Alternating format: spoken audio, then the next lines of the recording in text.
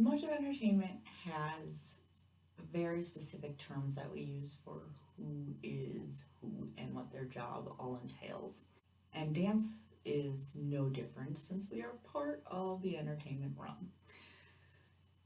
You have your director, and this can be a vague term sometimes. You can have a lighting director, you can have an artistic director. There are many different directors that, based on whatever their description is, that can tell you what their focal point is for their job. In the dance studio world, like, I am an artistic director. I take over the responsibility of how the artistry is being presented and what aspects of creativity needs to be laid out, and I direct how that happens. There's also stage managers.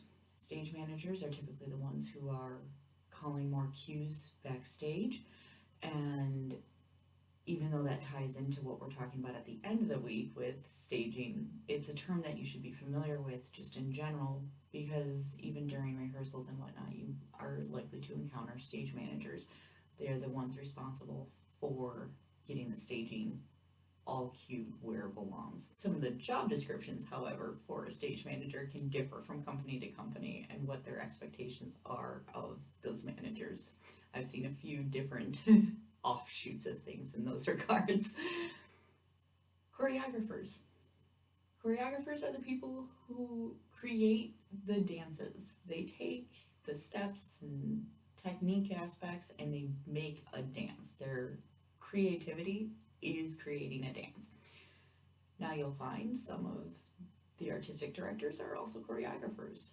Dance instructors can also be choreographers. Now that is not always the case.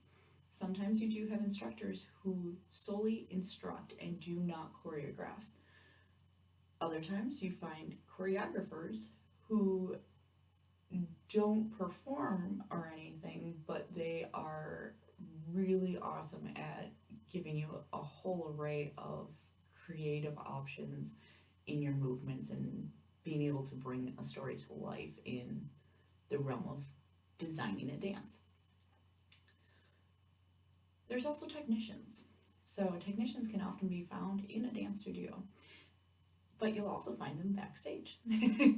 And these are the people who you really, really have to thank a lot. These are the people who work endlessly to keep things going behind the scenes. There are different specialists in the technician realm.